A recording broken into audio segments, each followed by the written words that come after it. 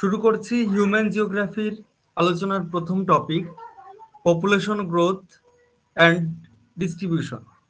তো বলে রাখি, হিউম্যান জিওগ্রাফিতে আমাদের বেশিরভাগটাই পপুলেশন জিওগ্রাফি রয়েছে। তো পপুলেশন জিওগ্রাফি বলতে বোঝাচ্ছে জনসংখ্যা বিজ্ঞান। পপুলেশন জিওগ্রাফিটা এসছে মূলত ডেমোগ্রাফি থেকে। ডেমোগ্রাফি এর বাংলা হচ্ছে তোমার জনবিজ্ঞান। তো আমাদের জনসংখ্যা ভূগোল যেটা পপুলেশন জিওগ্রাফি, এটা জনবিজ্ঞান বা ডেমোগ্রাফি থেকে এসছে। এবং ডেমোগ্রাফি যে বিষয়টা রয়েছে, ডেমোগ্রাফি একটা স্বতন্ত্র বিষয়, সেই ডেমোগ্রাফি থেকে আমাদের পপুলেশন জিওগ্রাফিটা এসেছে। তো ডেমোগ্রাফি সংক্রান্ত কতগুলো বিষয় তোমরা জেনে রাখো। ফাদার অফ ডেমোগ্রাফি নামে পরিচিত তিনি হচ্ছেন জন গ্ল্যান্ট। এবং ডেমোগ্রাফি শব্দটি প্রথম ব্যবহার করেছিলেন একজন রাশিবিজ্ঞানী, তিনি হচ্ছেন এচিলি গাইলার্ড। এচিলি গাইলার্ড প্রথম ডেমোগ্রাফি শব্দটা প্রথম ব্যবহার করেছিলেন এবং এই ডেমোগ্রাফির জনক হচ্ছেন জন গ্ল্যান্ট। তো যাই হোক, এবারে আমরা জনসংখ্যা ভূগোল অর্থাৎ পপুলেশন জিওগ্রাফির মেইন যে আলোচনায় আমি চলে যাব, পপুলেশন গ্রোথ এবং ডিস্ট্রিবিউশনের আলোচনা। তো প্রথমত আমরা জেনে নেব পপুলেশন ব্যাপারটা কি। পপুলেশন ব্যাপারটা হচ্ছে, পপুলেশন আমরা যদি ভূগোলে দেখি তাহলে আমরা মানুষের সংখ্যাটাকেই বোঝাচ্ছি, অর্থাৎ পপুলেশন মানে এখানে মানুষের সংখ্যা। আর ডেমোগ্রাফি যে ব্যাপারটা তো আলোচনা করলাম, যেখানে জনসংখ্যা সংক্রান্ত বিষয়গুলো আলোচনা করা একটা স্বতন্ত্র বিষয়। এবং ডেমোগ্রাফি বা জনবিজ্ঞান নিয়ে যারা গবেষণা করে থাকেন, যে সমস্ত বিজ্ঞানীরা, তাদেরকে বলা হচ্ছে ডেমোগ্রাফার। ডেমোগ্রাফার হচ্ছে জনবিজ্ঞান। তো যাই হোক, আমরা বিভিন্ন বিষয়গুলো আলোচনা করব। প্রথমে আমরা পপুলেশন গ্রোথ যে ব্যাপারটা রয়েছে এই ব্যাপারটা আলোচনা করব।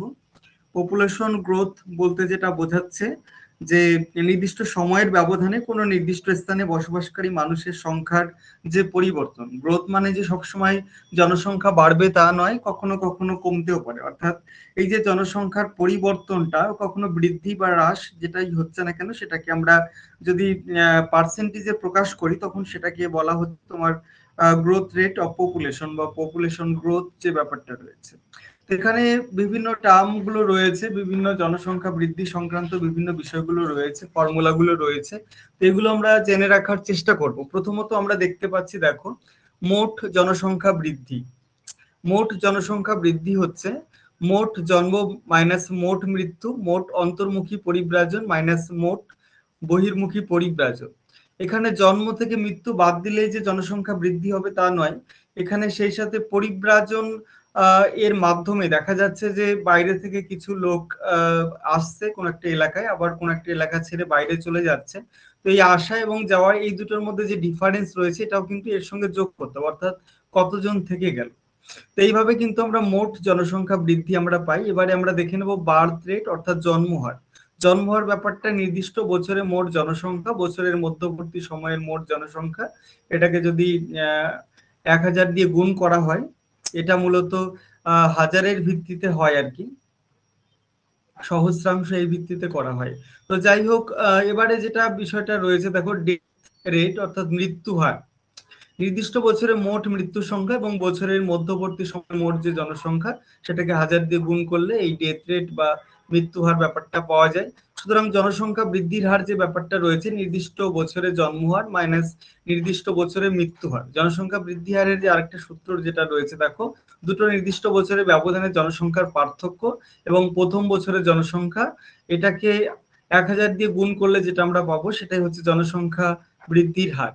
তো পপুলেশন গ্রোথ যে বিষয়টা রয়েছে, পপুলেশন গ্রোথ বা জনসংখ্যা বৃদ্ধি, এই বৃদ্ধিটা মূলত 3 প্রকারের হয়ে থাকে। দেখো, একটা হচ্ছে positive growth rate, positive growth of population, একটা হচ্ছে নেগেটিভ গ্রোথ অফ পপুলেশন, এবং একটা হচ্ছে জিরো গ্রোথ অফ পপুলেশন।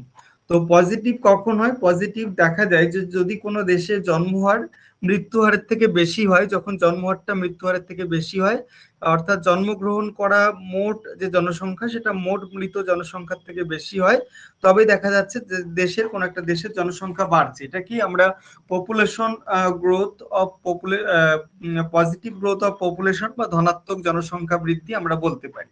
তারপরে যেটা রয়েছে, দেখো, নেগেটিভ গ্রোথ রেট যে ব্যাপারটা রয়েছে, এক্ষেত্রে কোনো দেশে মৃত্যু হারের তুলনায় জন্মহার এক্ষেত্রে কম হয় এক্ষেত্রে যে ব্যাপারটা হয় সেটাকে আমরা ঋণাত্মক জনসংখ্যা বৃদ্ধি বা নেগেটিভ গ্রোথ বলে থাকি।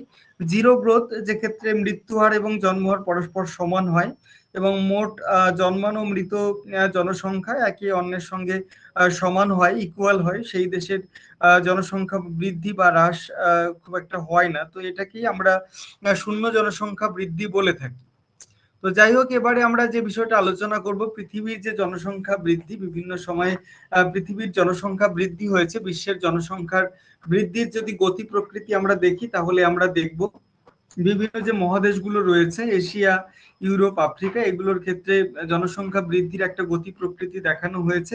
তো এখানে আমরা সাল ওয়াইজ যদি আমরা দেখি, 10,000 খ্রিস্টপূর্বাব্দে পৃথিবীর জনসংখ্যা যেখানে 53.2 লক্ষ ছিল, সেখানে আস্তে আস্তে সময়ের পরিপ্রেক্ষিতে এটা আস্তে আস্তে বেড়েছে।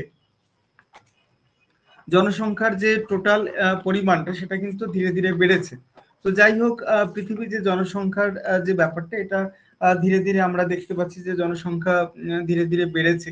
জনসংখ্যা বৃদ্ধির যে গতি প্রকৃতি সেটা যদি আমরা খেয়াল করি তাহলে কিন্তু আমরা দেখবো এইভাবে কিন্তু বেড়েছে। এবং বিভিন্ন মহাদেশ অনুযায়ীও যদি দেখি তাহলে এখানে 2013 সালের যে ডেটা, 2013 সালের ডেটা অনুযায়ী দেখো এখানে 248.60 কোটিতে পৌঁছেছিল 1950 সালে। 2013 সালে অনেক হয়ে গেছে এবং বর্তমানে কিন্তু আরো অনেক বেশি হয়েছে জনসংখ্যা। তো যাই হোক, এখানে আমরা বিভিন্ন শিল্প বিপ্লবের শুরুতে দেখো তখন যে জনসংখ্যা বৃদ্ধিটা একটু বেড়েছে, কখনো কমেছে, এইভাবে মূলত বেড়েইছে আর কি। এবং বাড়ার জন্য কখনো কখনো দ্রুত হারে বেড়েছে, তার কতগুলো ফ্যাক্টর ছিল আর কি। Population growth of different country, বিভিন্ন মহাদেশগুলোতে যদি দেখি তাহলে যে তথ্যগুলো উঠে আসে আমরা দেখব যে সব থেকে পৃথিবীর এশিয়া মহাদেশ হচ্ছে জনসংখ্যা বৃদ্ধির হার হচ্ছে অপেক্ষাকৃত কম রয়েছে। প্রথম জনঘনত্বের দিক থেকে প্রথম মহাদেশ, কিন্তু জনসংখ্যা বৃদ্ধির হার অপেক্ষাকৃত কম অন্যান্য দেশের মহাদেশের তুলনায়। জনসংখ্যা বৃদ্ধির হার সব থেকে বেশি হচ্ছে তোমার আফ্রিকা মহাদেশে। আর মোট জনসংখ্যার ভিত্তিতে হচ্ছে এশিয়া মহাদেশ প্রথম, আফ্রিকা মহাদেশ হচ্ছে দ্বিতীয় স্থান অধিকার করে আছে। এবারে আমরা causes of population growth in India, অর্থাৎ ভারতবর্ষের ক্ষেত্রে কোন কোন কারণগুলো রয়েছে জনসংখ্যা বৃদ্ধির ক্ষেত্রে, এই বিষয়গুলো একটু দেখে নেওয়ার চেষ্টা করব। প্রথমত ক্লাইমেট, ভারতের জলবায়ু গ্রীষ্ম প্রধান বলে এখানে জনসংখ্যা বাড়ে। বিলো এজ ম্যারেজ, অর্থাৎ কম বয়সে বিয়ের কারণে জনসংখ্যা বৃদ্ধি হচ্ছে। লো লেভেল লাইফস্টাইল, জীবনযাত্রার মান কম বলে বেশি সন্তান নিলেও অসুবিধা হয় না। ইলিটারেসি, অর্থাৎ অশিক্ষার হার বেশি বলে সন্তান জন্ম বেশি হয়। পোভার্টি, অর্থাৎ দারিদ্র্যর কবলে বলে দেখা যাচ্ছে যে অধিক আয়ের আশায় তারা বেশি সন্তান নেয়। ডিক্রিজ অফ ডেথ রেট, অর্থাৎ তোমার মৃত্যু হারটা ধীরে ধীরে কমে যাচ্ছে বিভিন্ন কারণে। যখন বর্তমানে চিকিৎসা ব্যবস্থার অভাবনীয় অগ্রগতি ঘটেছে, তার কারণে আমরা বলতে পারি যে ডেথ রেটটা অনেকটাই কমে গেছে। Lack of knowledge about birth control, অর্থাৎ জন্ম নিয়ন্ত্রণ সম্পর্কিত শিক্ষা সেটার অভাব রয়েছে। তারপরে যেটা রয়েছে মাইগ্রেশন, পরিব্রাজনের কারণে জনসংখ্যা বাড়ছে। তো এখানে আমরা ভারতের বিভিন্ন যে দশক ভিত্তিক যে জনসংখ্যার পরিবর্তনগুলো রয়েছে সেগুলো আমরা এখানে দেখতে পাচ্ছি। তো যাই হোক, এগুলো আমরা পরবর্তীতে আলোচনা করে নেবো। এখানে দেখো decadal growth rate of population, decadal growth rate অর্থাৎ দশক ভিত্তিক জনসংখ্যা বৃদ্ধির হারে যে সূত্রটা রয়েছে দেখো, R equal to PT minus PO divided by PO. এখানে আর মানে value of decadal growth rate, PO মানে হচ্ছে তোমার প্রিভিয়াস ইয়ারের পপুলেশন, আর পি ডি হচ্ছে প্রেজেন্ট ইয়ারের পপুলেশন। এখানে যদি একটা ডিফারেন্স চিহ্ন হবে, এই দুটোর মধ্যে ডিফারেন্স ডিভাইডেড বাই এটা পিও মানে প্রিভিয়াস ইয়ারের পপুলেশন, ইনটু 100 দিয়েও করতে পারি। আচ্ছা, 100 দিয়ে সাধারণত করা হয় ডেকেডাল গ্রোথ রেটের ক্ষেত্রে, 100 দিয়ে গুণ করা। এইভাবে দেখো, এইভাবেই মূলত বিষয়টা করা হয়েছে। আচ্ছা, এবারে দেখো problems of population growth in India, ভারতের ক্ষেত্রে কি কি সমস্যার সম্মুখীন হয়। Decrease in amount of agricultural land, অর্থাৎ মাথাপিছু কৃষি জমির পরিমাণটা কমে যাচ্ছে। ডেফিসিট অফ ফুড, অর্থাৎ খাদ্যের ঘাটতি লক্ষ্য করা যাচ্ছে। লো ন্যাশনাল ইনকাম, জাতীয় আয় কমে যাচ্ছে। তারপরে রেসিডেন্ট প্রবলেম গুলো হচ্ছে, বাসস্থানের সমস্যা, ইনক্রিজ অফ প্রভার্টি, দারিদ্রতা বেড়ে যাচ্ছে, ইনক্রিজ অফ আনএমপ্লয়মেন্ট অর্থাৎ বেকারত্বের পরিমাণ বেড়ে যাচ্ছে, ইনক্রিজ অফ ডিপেন্ডেবল পার্সন অর্থাৎ যারা বয়স্ক এবং শিশু যারা ডিপেন্ডেবল হয় কর্মক্ষম জনসংখ্যার উপর, তাদের সংখ্যা কিন্তু বেড়ে যাচ্ছে, ইনক্রিজ অফ ইনফ্লেশন ইনফ্লেশন অর্থাৎ মুদ্রাস্ফীতি বাড়ছে, টাকার দাম কমে যাচ্ছে। তারপরে যেটা রয়েছে increase of population in city অর্থাৎ শহরে জনসংখ্যার পরিমাণটা বাড়ছে, obstacle on education and health আর শিক্ষা এবং স্বাস্থ্যের ক্ষেত্রে ব্যাঘাত ঘটছে, এরকম বিভিন্ন কিন্তু কারণগুলো সমস্যাগুলো উঠে আসছে আর কি, জনসংখ্যা বৃদ্ধির ফলে এই প্রবলেমগুলো উঠে আসছে। তো ফ্যাক্টর ইনফ্লুয়েন্সিং পপুলেশন গ্রোথের ক্ষেত্রে দেখো cost of education, economic growth, stability of society, এই বিষয়গুলো রয়েছে, এগুলো তোমরা দেখে নিও। পপুলেশন এক্সপ্লোশন অর্থাৎ জনসংখ্যা বিস্ফোরণ যে ব্যাপারটা রয়েছে, জনবিস্ফোরণ, অতি অল্প সময়ের ব্যবধানে যদি জনসংখ্যা বৃদ্ধির হারটা খুবই উচ্চ হারে বেড়ে যায়, অস্বাভাবিক জনসংখ্যা বৃদ্ধি হার যদি হয়, তাহলে সেটাকে আমরা জনবিস্ফোরণ বা পপুলেশন এক্সপ্লোশন বলতে পারি। সাধারণত জনসংখ্যার বার্ষিক বৃদ্ধির হার যদি 2% অতিক্রম করে, তখন সেটাকে আমরা জনবিস্ফোরণ বলে চিহ্নিতকরণ করতে পারি। Population explosion and it's impact যদি আমরা দেখি, প্রভার্টি হচ্ছে, ক্রাইম হচ্ছে, আনএমপ্লয়মেন্ট হচ্ছে, পলিউশন, হাউজিং প্রবলেম হচ্ছে, ইল হেলথ হচ্ছে, এই সমস্ত বিষয়গুলো হচ্ছে। Methods of population control, population কন্ট্রোলের যে বিভিন্ন মেথড বা পদ্ধতিগুলো রয়েছে যদি আমরা দেখি, তাহলে আমরা দেখব প্রথমত রয়েছে ইকোনমিক ডেভেলপমেন্ট অর্থাৎ অর্থনৈতিক উন্নয়ন করতে হবে, জীবনযাত্রার মান উন্নয়ন বাড়াতে হবে, equal distribution of national income অর্থাৎ জাতীয় আয় এর সমবন্টন করতে হবে, এক্সপেনশন অফ এডুকেশন অর্থাৎ শিক্ষার প্রসার ঘটাতে হবে, লিগ্যাল আইনানুগ ব্যবস্থা নিতে হবে অর্থাৎ বাল্য বিবাহ করা যাবে না, বহু বিবাহ করা যাবে না, বা এক বা দুইয়ের বেশি সন্তান নেওয়া যাবে না, এই সমস্ত লিগ্যাল অ্যাকশন গুলো। স্টপ ইনফিল্ট্রেশন অর্থাৎ অনুপ্রবেশ বন্ধ করতে হবে, বাইরে থেকে পরিব্রাজন যখন হয় তখন এই ব্যাপারটা জনসংখ্যা বাড়িয়ে এটাকে বন্ধ করা যেতে পারে। আর ডিস্ট্রিবিউশন অফ পপুলেশন, অনেক সময় যেখানে জনসংখ্যা কম সেখানে উদ্বৃত্ত জনসংখ্যাকে ওখানে নিয়ে আসতে হবে, এইভাবে রিডিস্ট্রিবিউশন করা যেতে পারে। তারপরে ব্রডকাস্টিং অর্থাৎ গণযোগাযোগের মাধ্যমে বা প্রচারের মাধ্যমে দেখা যাচ্ছে জন্ম নিয়ন্ত্রণের বিভিন্ন কৌশল সম্পর্কে, পদ্ধতি সম্পর্কে যারা অশিক্ষিত নিরক্ষর পিপল রয়েছে তাদেরকে অবহিত করতে হবে। ফ্যামিলি প্ল্যানিং, পরিবার পরিকল্পনা নেওয়া যেতে পারে, ছোট পরিবার সুখী পরিবার, এরকম কিছু পরিবার পরিকল্পনা গ্রহণ করে সরকার থেকে পদক্ষেপ নেওয়া যেতে পারে। Removal of ritual ritual superstition অর্থাৎ ধর্মীয় কুসংস্কার দূরীকরণ করা যেতে পারে, এইভাবে জন্ম নিয়ন্ত্রণের ব্যাপারটা চালানো যেতে পারে। তারপরে পপুলেশন যে কন্ট্রোল ব্যাপার আমরা জানলাম, জানার চেষ্টা করলাম। এবারে দেখো জনঘনত্ব, জনঘনত্ব বিষয় নিয়ে আমরা একটু বিভিন্ন তথ্যগুলো জেনে রাখার চেষ্টা করব। দেখো জনঘনত্ব যে বিষয়টা রয়েছে, কোন একটা অঞ্চলের মোট জনসংখ্যাকে যখন ওই অঞ্চলের ভৌগোলিক এলাকা দিয়ে ভাগ করা, তখন সেটাকে আমরা জনঘনত্ব বলছি।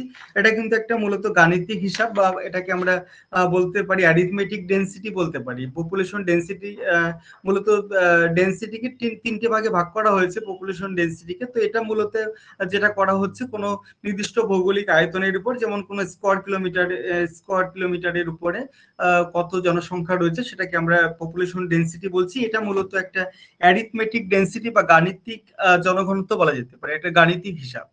তো যাই হোক, 2011 সালের হিসাব যদি আমরা দেখি, তাহলে ভারতের গড় জনঘনত্ব হচ্ছে 382 কিলোমিটার, অর্থাৎ প্রতি স্কোয়ার কিলোমিটারে 382 জন মানুষ বাস করে ভারতবর্ষের ক্ষেত্রে।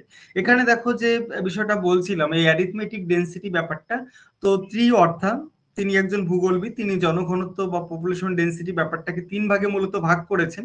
একটা হচ্ছে অ্যারিথমেটিক ডেন্সিটি, যেটাই মূলত আমরা ব্যবহার করে থাকি বেশিরভাগ ক্ষেত্রে, পপুলেশন ডেন্সিটি। আর একটা যেটা রয়েছে ফিজিওলজিক্যাল ডেন্সিটি, এক্ষেত্রে শারীরবৃত্তীয় ঘনত্ব কাকে বলছে, প্রতি স্কোয়ার কিলোমিটার বা স্কোয়ার একক কৃষি জমিতে, এগ্রিকালচারাল ল্যান্ডের উপর যে জনসংখ্যার পরিমাণটা রয়েছে, সেটাকে আমরা এই ফিজিওলজিক্যাল ডেন্সিটি বলে চিহ্নিতকরণ করতে পারি। আরেকটা যেটা রয়েছে দেখো এগ্রিকালচারাল ডেন্সিটি, এগ্রিকালচারাল ডেন্সিটি ব্যাপারটা হচ্ছে প্রতি বর্গ একক কৃষি জমিতে, এটা প্রতি স্কোয়ার মাইল হতে পারে, স্কোয়ার কিলোমিটার হতে পারে। তো যাই হোক, স্কোয়ার কিলোমিটারটা আমরা বেশি মাত্রায় ইউজ করে থাকি।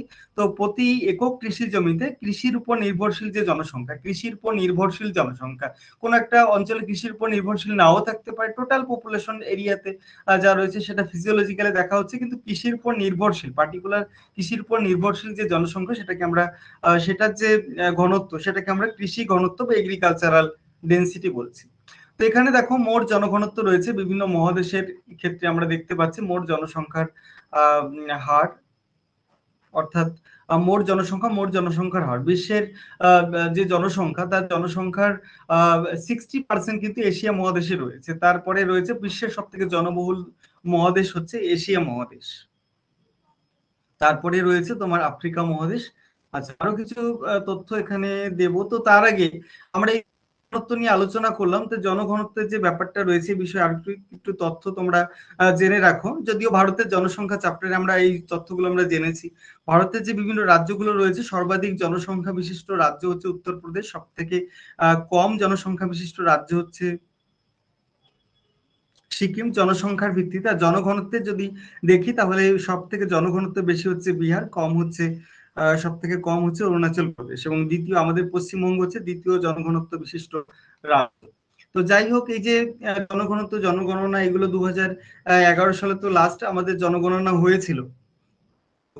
ভারতের যে জনগণনা প্রথম 1830 সালে প্রথম যার মাধ্যমে সূচনা হয়েছিল 1830 সালে হেনরি ওয়াল্টার তিনি কি করেছিলেন, তিনি বিহার রাজ্যে একটা শহর রয়েছে ঢাকা শহর, বাংলাদেশের শহরের নাম অনুযায়ী একটা ঢাকা শহর রয়েছে বিহার রাজ্যে। তো বিহার রাজ্যে প্রথমে এই জনগণনা করেছিল, তো তার জন্য হেনরি ওয়াল্টারকে ভারতের জনগণনার জনক বলা হচ্ছে। তো যাই হোক, এই বিষয়টা তোমরা জেনে রাখো। এবং ভারতের ক্ষেত্রে বিভিন্ন সালে জনগণনা হচ্ছে। তো যাই হোক, বিভিন্ন সালে যে জনগণনা হচ্ছে বিষয়গুলো তোমরা মনে রাখার চেষ্টা করবে। এবং প্রথমত 1872 সালে যে জনগণনা, এটা হচ্ছে মূলত প্রথম বিজ্ঞানসম্মত যে জনগণনা বলা চলে 1872 সালে যেটা হয়েছিল। তো যাই হোক, 2011 সাল হচ্ছে লাস্ট আমাদের সেন্সাস। এটা হচ্ছে ভারতের ইতিহাসে 15তম সেন্সাস বলা যেতে পারে। প্রধান মানে স্বাধীনতার পরবর্তী ক্ষেত্রে যদি আমরা দেখি 7ম জনগণনা, এবং প্রথম জনগণনার ইতিহাস পর্যালোচনা করলে আমরা দেখতে পাবো 2011 সালের সেন্সাসটা হচ্ছে তোমার 15তম সেন্সাস। এবং এই 2011 সালের সেন্সাসের যে মেইন যে মোটো ছিল, অর্থাৎ নীতিবাক্য বা স্লোগান ছিল, সেটা হচ্ছে তোমার আওয়ার সেন্সাস আওয়ার ফিউচার। এই বিষয়গুলো আমরা জানলাম। এখানে আমরা বিভিন্ন পৃথিবীর যে বিভিন্ন এখানে, এটা তো ভারতের ভূগোল না, এখানে ওয়ার্ল্ড ওয়াইজও আমাদের বিষয়গুলো পড়তে হবে এবং ইন্ডিয়া ওয়াইজও আমাদের বিষয়গুলো কিন্তু পড়তে হবে। তো যাই হোক, আমরা এখানে যে বিষয়টা দেখতে পাচ্ছি, এখানে দেখো এখানে একজনের কম কোথায় রয়েছে, 1 থেকে 10 জনের জনবসতির ঘনত্বটা মূলত দেখানো হয়েছে। এটা বর্তমান প্রেক্ষাপটে একটু পরিবর্তন হয়েছে। তো যাই হোক, আমরা মূলত একই রকম রয়েছে বিষয়গুলো, এগুলো একটু জেনে রাখার চেষ্টা করবে তোমরা। এখানে global distribution of population density বিষয়টা এখানে মূলত দেখানো হয়েছে। তো যাই হোক, global distribution of population density যে বিষয়টা রয়েছে, এগুলোর ভিত্তিতে আমরা যদি ভাগ করি তাহলে আমরা এগুলোর ভিত্তিতে যদি আমরা ভাগ করি তাহলে আমরা কতগুলো অঞ্চলে আমরা ভাগ করতে পারি। যেমন ধরো তোমার 50 জনের বেশি যুক্ত অঞ্চল, এই যে লালচে লালচে কালারযুক্ত যে অঞ্চলগুলো রয়েছে মূলত, এগুলোর মধ্যে আমেরিকা যুক্তরাষ্ট্রের কিছু অঞ্চল রয়েছে, আমেরিকা যুক্তরাষ্ট্রের কিছু অঞ্চল রয়েছে। তারপরে তোমার আরো কিছু অঞ্চল রয়েছে, যেমন এশিয়ার কিছু অঞ্চল রয়েছে, আমাদের ভারতবর্ষ এই জনের মধ্যে পড়ছে।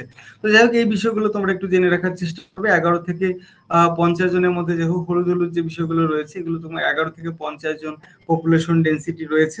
এগুলোর মধ্যে এশিয়ার ইরান, ইরাক, আফ্রিকার কিছু অংশ রয়েছে, ইউরোপের নরওয়ে, এই সমস্ত বিষয়গুলো রয়েছে। তো যাই হোক, এগুলো সব থেকে কম জনসংখ্যা 1 থেকে 10 জনের মধ্যে যেগুলো রয়েছে, ইউরেশিয়ার স্টিপ তৃণভূমি, রাশিয়ার পূর্বাঞ্চল, কানাডার দক্ষিণাঞ্চল, ইউএস এর নিচের দিকটা রয়েছে। তো যাই হোক, এই সমস্ত বিষয়গুলো রয়েছে। একজনের কম, একদমই কম জনঘনত্ব যেখানে রয়েছে, একদম চির তুষারবৃত অঞ্চল যেগুলো রয়েছে, একদম সাদা সাদা, যেমন গ্রিনল্যান্ড, সাইবেরিয়া, এই সমস্ত অঞ্চলগুলোতে কিন্তু একদমই কম লোক বাস করে। বা কোনো মরুভূমি অঞ্চলে, যেমন ধরো সাহারা মরুভূমি, গোবি, কালাহারি, ভারতের থর মরুভূমি, এই সমস্ত এলাকাগুলোতে কিন্তু এই যে ভারতের যেমন থর মরুভূমি একদম সাদা করে দেখানো হয়েছে, অর্থাৎ এখানে একদমই মানে জনসংখ্যা কম বলা চলে, প্রতি স্কয়ার কিলোমিটারে একজনেরও কম লোক বাস করে। ভারতের ক্ষেত্রে যদি আমরা দেখি, ভারতের ক্ষেত্রে যে জনঘনত্ব যে বিষয়টা রয়েছে, জনঘনত্বের ভিত্তিতে যদি আমরা দেখি তাহলে আমরা দেখব যে 4টে ভাগে ভাগ করা হয়েছে। 500 জনের বেশি,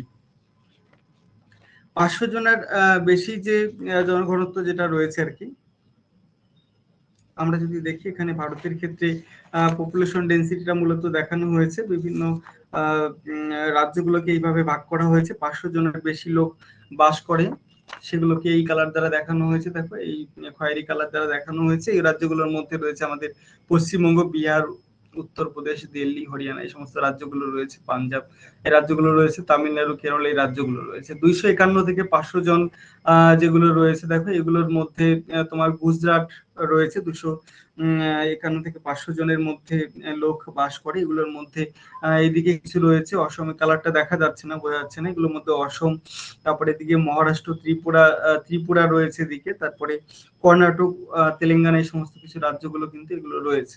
তো তারপরে 101 থেকে 250 জনের মধ্যে যেগুলো রয়েছে সেগুলোর মধ্যে রয়েছে জম্মু কাশ্মীর, তারপরে লাদাখ, এই সমস্ত, হিমাচল প্রদেশ, এই সমস্ত রাজ্যগুলো রয়েছে। অতি স্বল্প জনবসতি, যেখানে খুবই মানে একটা উপযোগী পরিবেশ নেই জনসংখ্যা মানুষ থাকার, তো তার জন্য এখানে অতি স্বল্প জনবসতি, এখানে 100 জন বা তার কম লোক বাস করে। যেমন ধরো মিজোরাম, অরুণাচল প্রদেশ, সিকিম, তারপরে তোমার আন্দামান নিকোবর দ্বীপপুঞ্জ, এই জায়গাগুলোতে রয়েছে। এবারে উন্নত উন্নয়নশীল দেশসমূহে যে জনসংখ্যা, সেটার একটা তথ্য এখানে দেওয়া রয়েছে। পৃথিবীর যে জনসংখ্যা বৃদ্ধির হার, সেটা হচ্ছে 1.5%। উন্নত দেশগুলোর ক্ষেত্রে দেখা যায় যে সেখানে জনসংখ্যা বৃদ্ধির হার অনেকটাই কন্ট্রোল রয়েছে, কিন্তু উন্নয়নশীল দেশগুলিতে কিন্তু জনসংখ্যা বৃদ্ধির হারটা অনেকটাই বাড়ছে। দেখো বার্ষিক বৃদ্ধির হার যদি আমরা দেখি, তাহলে উন্নত দেশগুলোতে 0.4, কিন্তু উন্নয়নশীল দেশগুলোতে 1.8। তো যাই হোক, এই বিষয়গুলো একটু জেনে রাখার চেষ্টা করবো। অনুন্নত দেশগুলোতে জনসংখ্যা মূলত বাড়ছে, কৃষিভিত্তিক দুর্বল অর্থনীতির দেশগুলোতে তীব্র বেকারত্ব, দারিদ্রতা তৈরি হচ্ছে জনসংখ্যা বৃদ্ধির ফলে। তো যাই হোক, এই সমস্যাগুলো লক্ষ্য করা যাচ্ছে। তো আমরা প্রথমেই এই জনসংখ্যার বৃদ্ধি, বন্টন, এই বিষয়গুলো নিয়ে আমরা আলোচনা করলাম, জনসংখ্যা সংক্রান্ত বিভিন্ন তথ্যগুলো দেওয়ার চেষ্টা করলাম। তো যাই হোক, তোমরা বিষয়গুলো তোমরা জেনে রাখার চেষ্টা করবে। এবারে আমরা পরবর্তী যে টপিক, সে আলোচনায় আমি চলে যাচ্ছি।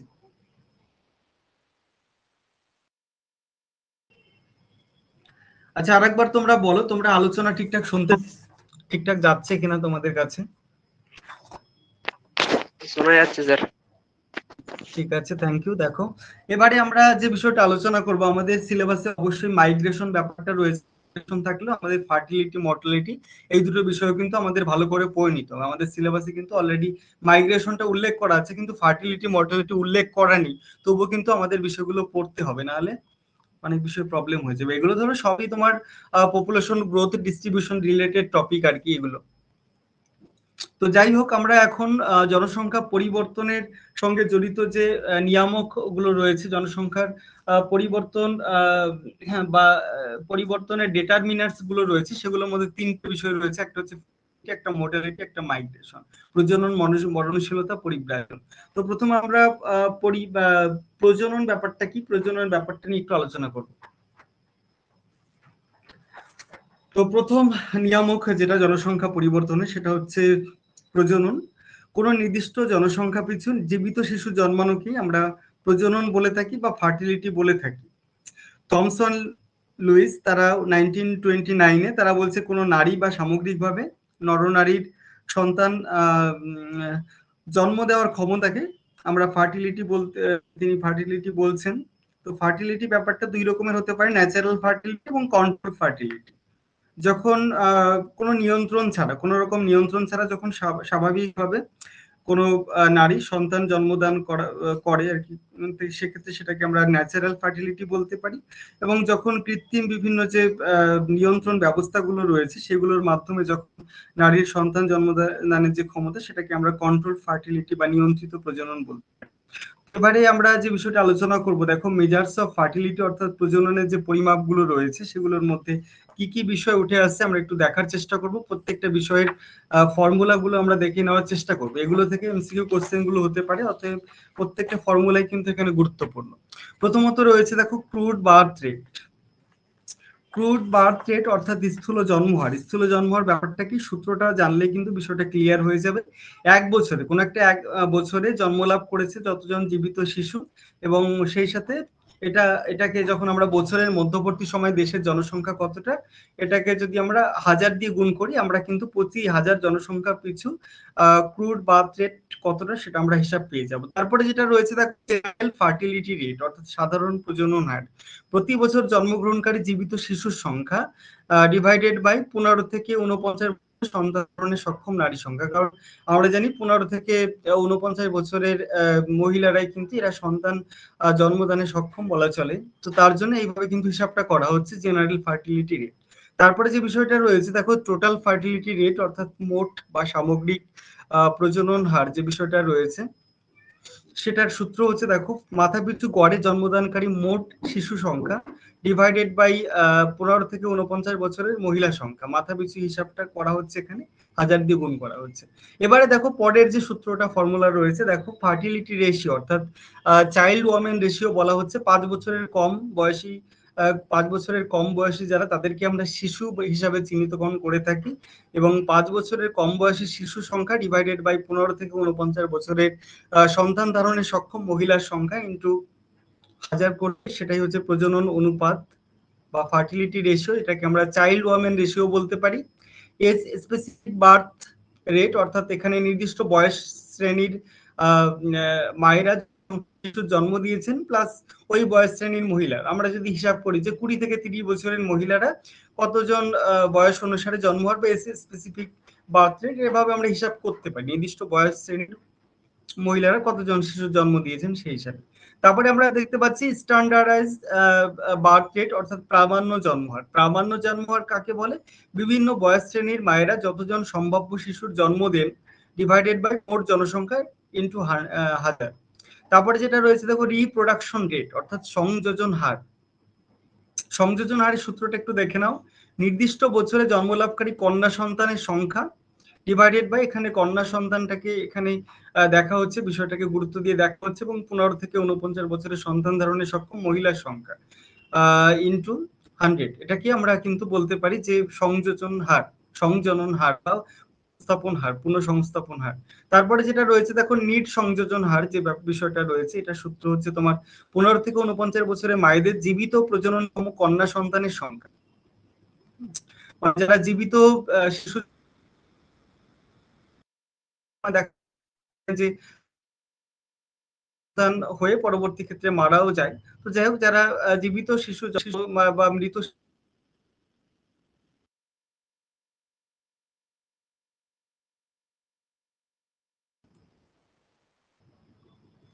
তো যাই হোক এই বিষয়টা তোমরা জেনে রাখা করো। এবার যাচ্ছে না কেন মানুষের যে মোট প্রজনন হার এটা যদি আমরা দেখি তাহলে আমরা দেখব প্রজনন হারটা কিন্তু ধীরে ধীরে কমে গেছে মূলত আস্তে আস্তে কমে গেছে বিষয়টা।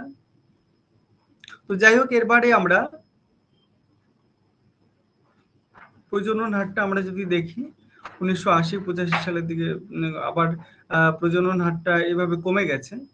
প্রজনন হার কমলেও কিন্তু দেখা যাচ্ছে মৃত্যু হার কমে যাওয়ার জন্য কিন্তু আমাদের জনসংখ্যাটা বাড়ছে। পৃথিবীর বিভিন্ন মহাদেশগুলোতে দেশগুলোতে কিন্তু জনসংখ্যা বাড়ছে। এখানে দেখো উচ্চ প্রজনন হার বিশিষ্ট কয়েকটা দেশের এখানে উদাহরণ রয়েছে যেগুলো অনুন্নত দেশ, যেমন আফ্রিকার কিছু দেশ রয়েছে নাইজার, সোমালিয়া, অ্যাঙ্গোলা দেশগুলোর ক্ষেত্রে উচ্চ প্রজনন হার লক্ষ্য করা যায়। মাঝারি প্রজনন হারগুলোর মধ্যে সোয়াজিল্যান্ড, ফিজি, ভারতবর্ষ রয়েছে। আমাদের ভারতবর্ষ মাঝারি প্রজনন হারের মধ্যে রয়েছে এবং নিম্ন প্রজনন হার যে সমস্ত উন্নত দেশগুলো রয়েছে যেমন অস্ট্রেলিয়া, রাশিয়া, স্পেন এই দেশগুলোতে কিন্তু নিম্ন প্রজনন হার লক্ষ্য করা যায়।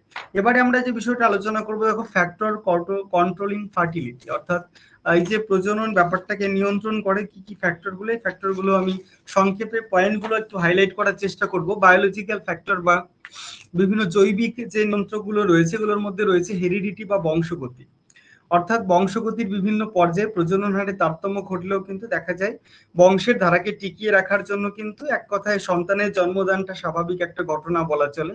তারপরে যে বিষয়টা রয়েছে ইন্টেনশন ফর ইন্টিমেসি, অর্থাৎ বলা যেতে পারে যে এখানে নারী পুরুষের যে শারীরিক মিলনের ইচ্ছা সেটাও একটা ফার্টিলিটি ব্যাপারটাকে বাড়িয়ে দেয়। তারপরে যেটা রয়েছে হেলথ, অর্থাৎ স্বাস্থ্য, নারী পুরুষের স্বাস্থ্য প্রজননটাকে প্রভাবিত করে আমরা জানি। তারপরে যে বিষয়টা রয়েছে দেখো number 4, frequency of mating of gap between physically proximity. তারপরে রয়েছে আরো বিষয়গুলো রয়েছে, সোশ্যাল ফ্যাক্টরের গুলো রয়েছে। দেখো দেখো এখানে রয়েছে এজ অফ ম্যারেজ, অর্থাৎ বিবাহের বয়স দেরিতে হলে সেক্ষেত্রে প্রজনন কমে যাবে, কম হলে সেক্ষেত্রে প্রজনন বেড়ে যাবে। তারপরে রয়েছে দেখো সেপারেশন অফ উইডোহুড, অর্থাৎ বিবাহ বিচ্ছেদ, বৈধব্য অবস্থা যে বিষয়গুলো রয়েছে, বৈধব্য অবস্থার ক্ষেত্রে এখানে প্রজনন কমে যাবে, বিবাহ বিচ্ছেদের ক্ষেত্রে প্রজনন কমে যাবে। তারপরে যে বিষয়টা রয়েছে দেখো সেলিবেসি, অর্থাৎ অনেক সময় কোনো পুরুষ যদি বিবাহ না করে থাকে, সমাজের ক্ষেত্রে কোনো সেবামূলক কাজে বা রাজনৈতিক কাজে যদি যুক্ত থাকে, তাহলে সেক্ষেত্রে এই সেলিবেসির কারণে কিন্তু প্রজননটা তোমার কমতে পারে। তারপরে যে বিষয়টা রয়েছে টেন্ডেন্সি টুয়ার্ডস নিউক্লিয়ার ফ্যামিলি, অর্থাৎ ছোট পরিবারের সম্পর্কে আগ্রহ যদি থাকে তাহলে সেক্ষেত্রে জন্মহারটা কমে যায়, প্রজননটা কমে যায়। তারপরে রয়েছে ফিমেল এডুকেশন কমে গেলে, এটা নর্মাল বিষয়গুলো তোমরা পড়ে নিও। ইকোনমিক ফ্যাক্টরগুলোর মধ্যে যেগুলো বিষয়গুলো রয়েছে দেখো পার ক্যাপিটা ইনকাম একটা ব্যাপারটা রয়েছে। পার ক্যাপিটা ইনকাম অর্থাৎ মাথাপিছু কম আয় জীবনযাত্রার নিম্নমানের করে দেয়, এবং জীবনযাত্রার মান যদি নিম্নমানের হয়ে যায় তাহলে তারা কিন্তু দেখা যায় যে ওই ব্যাপারটাকে, ফার্টিলিটি বাড়ানোর ব্যাপারটাকেই তারা গুরুত্বপূর্ণ বিষয় হয়ে দেখেন। তারপরে আরো বিষয়গুলো রয়েছে রিডিউস অফ ল্যান্ড আনএমপ্লয়মেন্ট, অর্থাৎ আনএমপ্লয়মেন্ট বেকারত্ব বৃদ্ধি, বেকারত্ব বেশি সন্তান জন্মদানের একটা বিষয় প্রভাবিত করে। তারপরে রয়েছে ডিপেন্ডেন্ট পপুলেশন, ডিপেন্ডেন্ট অর্থাৎ নির্ভরশীল জনসংখ্যা।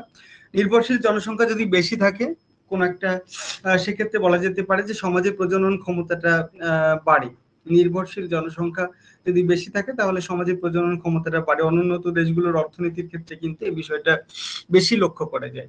এবারে ডেমোগ্রাফিক ফ্যাক্টরগুলোর মধ্যে রয়েছে age, sex ratio, women in service, অর্থাৎ চাকরিজীবী মহিলার ক্ষেত্রে কিন্তু প্রজনন হারটা অনেক সময় কমে যায়।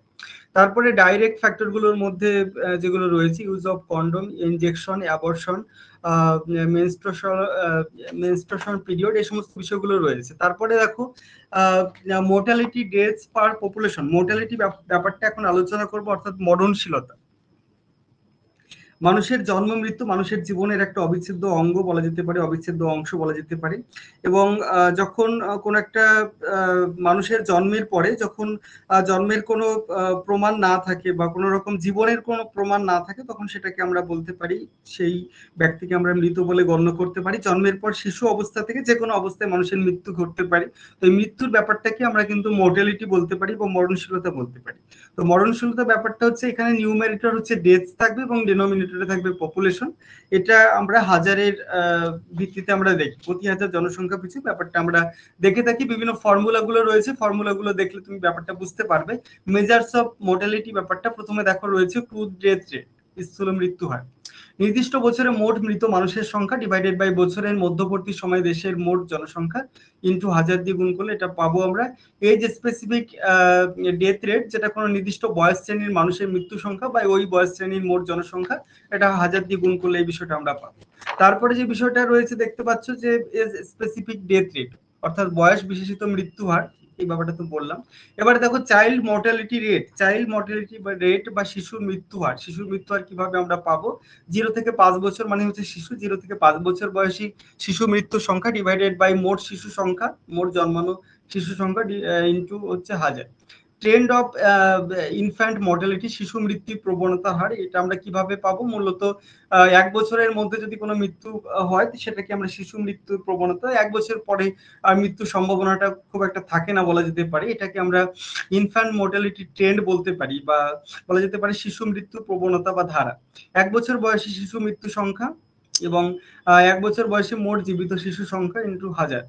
এবার দেখো রয়েছে মেটার্নাল ডেথ রেট, প্রসূত মায়ের মৃত্যু প্রবণতার হার। প্রসবকালীন সময়ে যে মৃত্যু সংখ্যা এবং প্রসূতি মায়ের সংখ্যা। প্রসবকালীন সময়ে দেখা যায় যে কোনো সন্তান যদি এরকম মৃত্যুবরণ করে, সেক্ষেত্রে প্রসবকালীন মৃত্যু সংখ্যা আমরা দেখবো, তারপরে প্রসূত মায়ের সংখ্যা, এটাকে আমরা লক্ষ দিয়ে গুণ করি, সাধারণত 1 লক্ষ দিয়ে এইভাবে গুণ করা হয়। এবারে আমরা ফ্যাক্টর কন্ট্রোলিং মর্টালিটি অর্থাৎ কোন কোন বিষয়গুলো মর্টালিটিকে নিয়ন্ত্রণ করে থাকে এগুলোর মধ্যে রয়েছে বায়োলজিক্যাল ফ্যাক্টর এবং কিছু এনভায়রনমেন্টাল ফ্যাক্টর রয়েছে। বায়োলজিক্যাল এনভায়রনমেন্টাল ফ্যাক্টরগুলোকে আমরা মূলত প্রাইমারি ফ্যাক্টর বলে চিহ্নিতকরণ করতে পারি। দেখো বায়োলজিক্যাল ফ্যাক্টর যে ব্যাপারটা রয়েছে মানুষের শরীরের হঠাৎ কোনো পরিবর্তন বা কোনো রোগের কারণে পরিবর্তন, জৈবিক কারণে যদি মানুষের মৃত্যু ঘটে আর কি, যেমন ধরো ক্যান্সার আক্রান্ত হয়ে কোনো মানুষ মারা গেল বা শিশু রোগের শিকার হয়ে বা অন্য কোনো রোগের শিকার হয়ে মানুষ মারা গেল, জটিল রোগে বা কোনো হার্ট অ্যাটাকে মারা গেল, তাহলে সেক্ষেত্রে এই ব্যাপারটাকে আমরা বায়োলজিক্যাল হিসাবে দাবি করতে পারি। এনভায়রনমেন্টাল ফ্যাক্টরগুলোর মধ্যে রয়েছে বিভিন্ন যে মানে বিভিন্ন পরিবেশগত যে চেঞ্জ, আবহাওয়াগত পরিবর্তন, যেমন ধরো প্রচন্ড ঠান্ডা বা গরম লাগা, আবহাওয়ার পরিবর্তনের কারণে ফুসফুস পৌষ্টিকতন্ত্রের বিভিন্ন রোগগুলো দেখা যেতে পারে। এভাবে কিন্তু দেখা যেতে পারে যে তোমার মর্টালিটিটা বাড়াতে পারে। এবারে ডেমোগ্রাফিক ফ্যাক্টর যেগুলো রয়েছে অর্থাৎ জনবিজ্ঞানগত যে সমস্ত নিয়ন্ত্রকগুলো রয়েছে এগুলোর মধ্যে দেখো এজ অর্থাৎ শিশু এবং বয়স্কদের মৃত্যু হারটা বেশি, কিন্তু মাঝবয়সী মানুষদের কিন্তু মৃত্যু হারটা কম থাকে। তারপরে যে সেক্স বা লিঙ্গ অর্থাৎ নারী পুরুষের মধ্যে মৃত্যু হার বিভিন্ন দেখা যায়, যে নারীদের থেকে পুরুষদের আয়ুটা মূলত কম হয়, তবে সন্তান ধারণক্ষম নারীদের মধ্যে কিন্তু অর্থাৎ প্রসবকালীন সময় কিন্তু মৃত্যু প্রবণতাটা অনেকটাই বেড়ে যায়। এবারে সোশ্যাল কালচারাল যে ফ্যাক্টরগুলো রয়েছে দেখো এগুলোর মধ্যে রয়েছে অনেক সময় শিশু মৃত্যু, কন্যা ভ্রূণ হত্যা করা হয় অনেক সময়, বা কন্যা সন্তান পরবর্তী ক্ষেত্রে হত্যা করা হয় কোনো কোনো জায়গাতে। এটা একটা আগে এটা ছিল বেশি, এখন কমে গেছে। তো তারপরে যেটা রয়েছে সতীদাহ প্রথা, এটা আগেরকার একটা প্রথা, জঘন্য একটা প্রথা বলা যেতে পারে। এই হ্যাঁ ব্যাপারটা মূলত এখনো উত্তরপ্রদেশের কিছু কিছু ট্রাইবাল পিপল কমিউনিটি যেখানে রয়েছে সেখানে এটা দু এক জায়গায় লক্ষ্য করা যায়। তারপরে আরো বিষয়গুলো রয়েছে, এগুলো নর্মাল বিষয়, তোমরা জেনে রাখবে। তারপর ইকোনমিক ফ্যাক্টরগুলোর মধ্যে রয়েছে আয়ের বৈষম্য, অর্থনীতির বৈষম্য বিষয়গুলো রয়েছে। তারপরে এরপরে যে বিষয়টা আমরা আলোচনা করবো দেখো মাইগ্রেশন যেহেতু সিলেবাসে আমাদের পার্টিকুলারলি রয়েছে, তো তার জন্য এই বিষয়টা আমাদের ভালো করে বুঝতে হবে। মাইগ্রেশন ব্যাপারটা হচ্ছে কোনো মানুষ যখন কোনো স্থানে স্থায়ী বা অস্থায়ীভাবে বসবাসের জন্য যায় বা এক স্থান থেকে অন্য স্থানে যখন গমন করে সেটাকে আমরা মাইগ্রেশন বা পরিব্রাজন বলতে পারি। Migration is the permanent movement of person from one geographical location or reason to another. একটা জিওগ্রাফিক্যাল লোকেশন থেকে অন্য জিওগ্রাফিক্যাল লোকেশনে যখন যায়, এটা পার্মানেন্টলিও হতে পারে এবং নন পার্মানেন্টলিও হতে পারে, টেম্পোরারিও হতে পারে। তো যাই হোক, মাইগ্রেশনের বাংলাটাকে আমরা বিভিন্ন বাংলা করতে পারি, যেমন পরিব্রাজন, প্রব্রজন, তারপরে রয়েছে পরিযান, প্রচরণশীলতা, এরকম বিভিন্ন বাংলাগুলো রয়েছে। তো যাই হোক, ইংলিশে শুধু একটাই টার্ম মাইগ্রেশন। এবারে আমরা মাইগ্রেশন রিলেটেড কতগুলো টার্ম রয়েছে, টার্মগুলো আমরা জেনে রাখার চেষ্টা করব। তো মাইগ্রেশনের যে ধারা বা নেচার গুলো আমরা যদি দেখি, তাহলে প্রথমত দেখবো যে তোমার গ্রাম থেকে শহরের দিকে মাইগ্রেশনটা বেশি হয়ে যায় এবং কর্মরত জনসংখ্যার মধ্যে মাইগ্রেশন প্রবণতাটা সব থেকে বেশি থাকে। আর যুবতী কিংবা তরুণীরা এবং অপ্রাপ্তবয়স্ক ও পৌরাদের পরিব্রাজন উল্লেখযোগ্যভাবে কিন্তু কম হয় মূলত। আর প্রাপ্তবয়স্ক তরুণরাই বেশি পরিব্রাজন করে থাকে বলা চলে।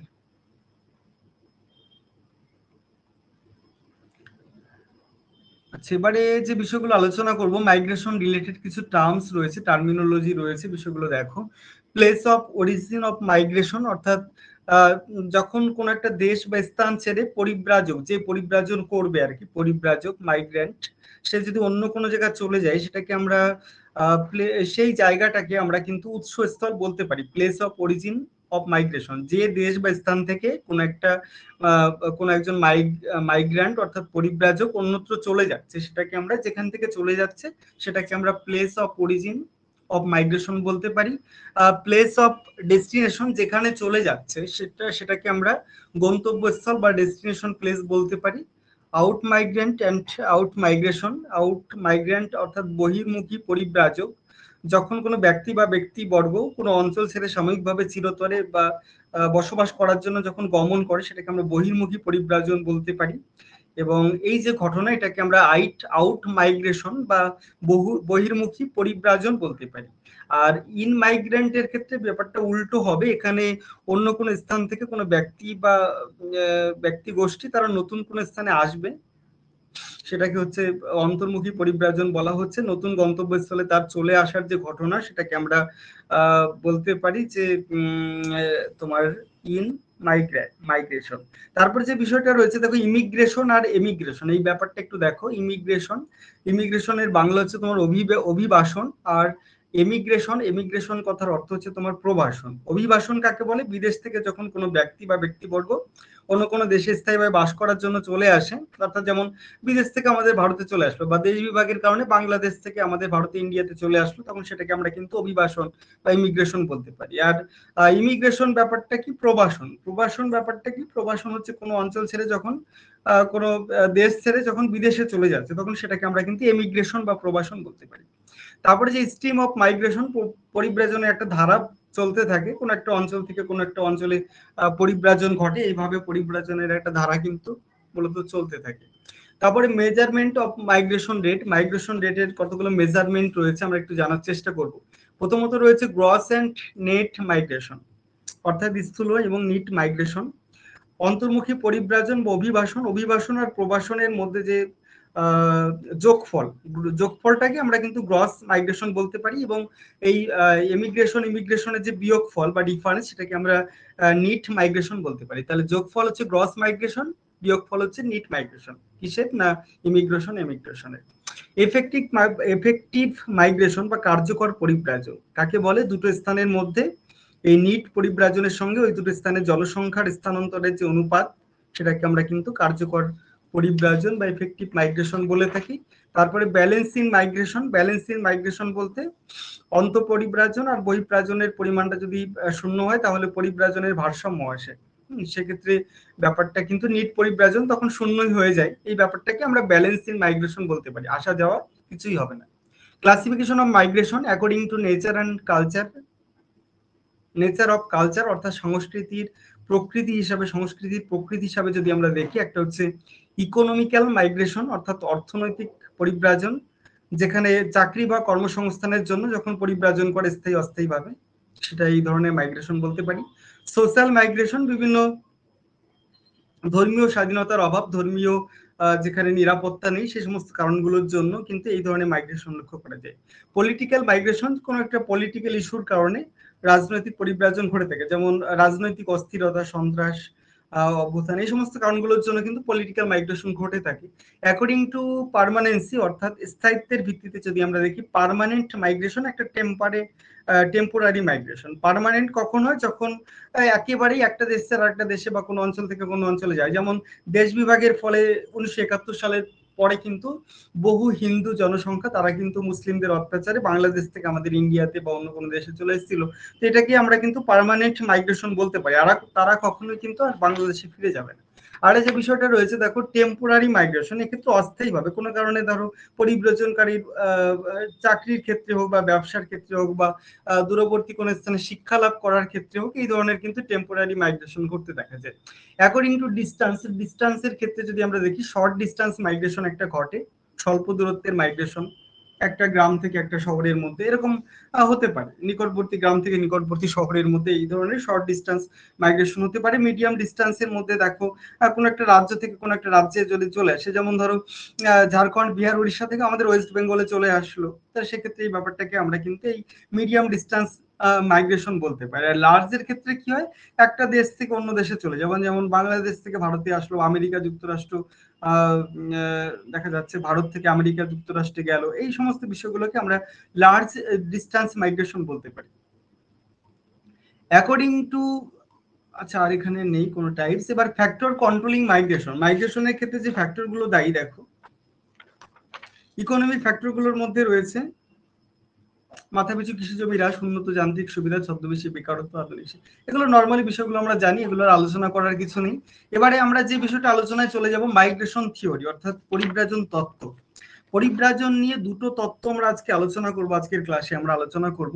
একটা হচ্ছে র্যাভেনস্টাইন এবং একটা লি এর তত্ত্ব এবং র্যাভেনস্টাইন তত্ত্ব। প্রথমে আমরা আলোচনা করব র্যাভেনস্টাইন থিওরি। আর্নেস্ট জর্জ র্যাভেনস্টাইন, তিনি 1885 সালে তিনি ব্রিটেনে